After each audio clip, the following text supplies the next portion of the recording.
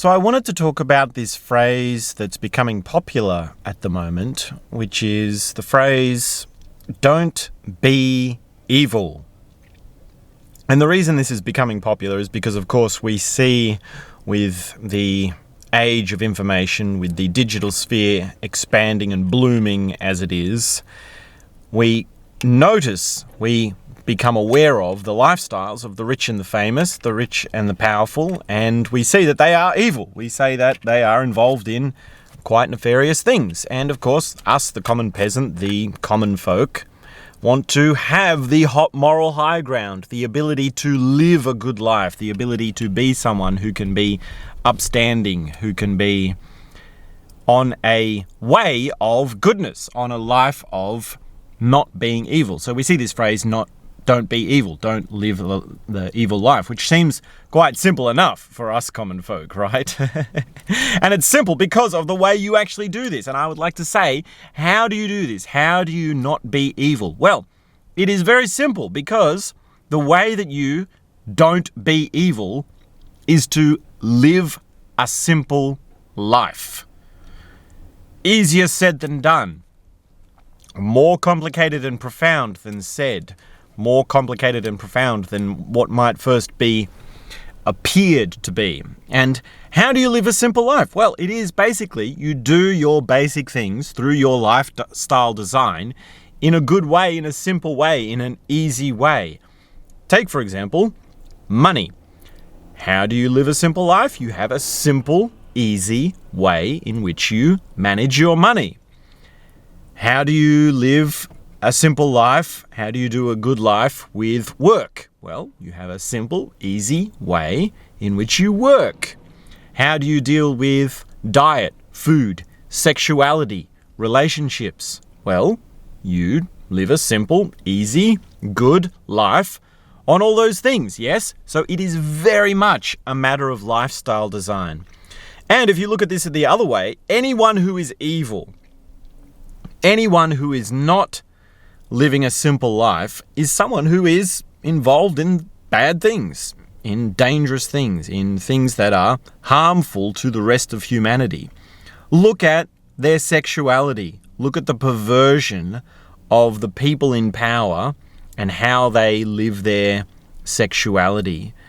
Look at the way in which they eat food, the sort of foods they eat, the sort of things that they put into their body. Look at where their money comes from. Now, a funny thing you can do with money is instead of saying amount, you start getting into the habit of quality. And this is something you can do to really assess yourself as to whether you're living a good life, whether you're living a moral life in terms of money.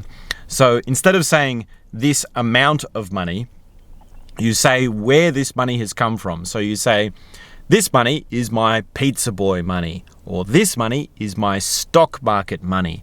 This money was from my banking shares, or my consumer product shares, or my tech bro shares, or technology infrastructure, technology venture shares. This money was from my business. This money was from my gift that someone has given from me, or so on and so forth. And if you look at that, if you actually live by that, and you said, okay, when I'm involved in something that's evil, I stop being involved in that, then you would see that the world would change. The world would change when you say to yourself, this money has come from a company that is involved in something evil, whether it's a destruction of the environment or the hurt of people that it's involved in, or the exploitation of people that it's involved in. And even now, we have companies that are so evil that they are involved in the death and destruction of children. They are involved in the military-industrial complex. Any company that is involved in the military-industrial complex is evil, and you must remove your money from it. Yes, it matters what you invest in. It matters where your money comes from. And the simplicity of a good life, the simplicity of really making these things a part of how you live in an easy way is a real art. It is a real journey. It is a real call to consciousness. It's a call to being conscious. Now, of course, we all need to eat food. We all have a relationship sphere and a sexuality sphere. We have an emotional sphere.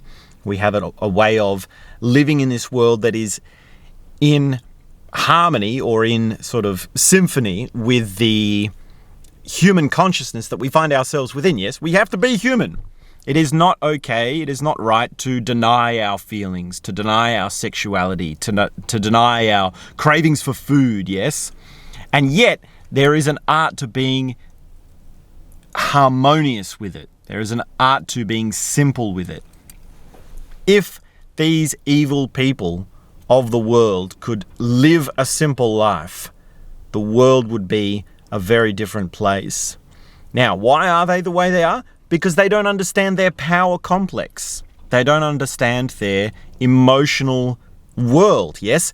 The draw to power, the desire to have power, is the desire to have a feeling. It's an emotional complex. You have an appetite for having the feeling of empowerment. Now, we can distinguish empowerment and being powerful as different things, yes? But really, the base of it is you want to have the feeling. You want to have the emotion. Now, the thing is that you can have this emotion without having external world influence, without having political power as such, or monetary or material power as such, yes? You can feel empowerment like a rock star without being on stage with thousands of fans like a rock star does, yes? And of course, the rock star understands the thing as the glory and power of power as well, right? With their screaming fans and the music and this thing. It's a similar sort of thing to the political person who loves power in a political sense, yes? But the emotional experience, the personal, immediate, phenomenological experience, that is what is the thing to be understood. It's what the thing that you need to understand and have in order to not fall for this trap. Now, if the people of the world who have the political power and the influence and that do the horrible things that they do could understand this, they would learn how to have the feeling of power for themselves in their own way that is healthy, and then separate this from their external influence, from the actual choices that they make, and then they would help other people. Then they would have a feeling for the pain and suffering that they are causing. The reason people are evil is because they're ignorant, because they're idiots. They don't have the emotional complex, the emotional ability, the awareness to see the feelings within themselves and within others. It really requires a higher intelligence to be able to sense the feelings and the hurt of others. And we don't even need to call that intelligence. We can just call that basic human decency, which a lot of the evil people of the world are not even, they're not even close to having that amount of intelligence. So don't be evil. Have a simple life. Make your life simple. Learn how to feel empowerment by listening to music. Learn how to feel love by going outside and looking at a tree. Work in a basic job in a company that is creative, that is helping people.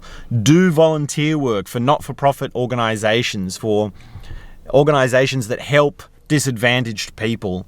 Create something that makes the world a better place. Make some music, make an artwork, make an online course. I have online courses which you can enroll in, which help you to learn how to perceive things deeply in order to be timeless. I have a time travel course. I have a course on intangible assets. Live a simple lifestyle where you have basic education, basic transport, basic food, yes?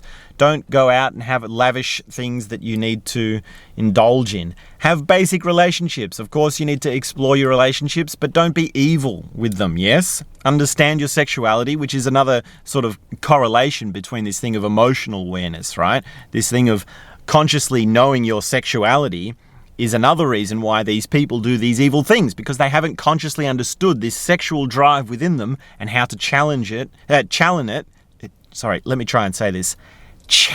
it how to channel it in a way that is symphonic and harmonic rather than dissonant and perverted. So, before we go any further, please do subscribe to this channel. The reason I ask for you to subscribe is because I need to know people are following along with my story and my message. Please do engage, click the like button, leave a comment. That helps me find new audience members and keeps the ball rolling with finding this message around the digital sphere. And please do come back again and engage with what's happening here. Yes, I'm looking to expand my audience and I need your help. So please do check out my audiobook as well. There's plenty more to come and I'll be back very soon.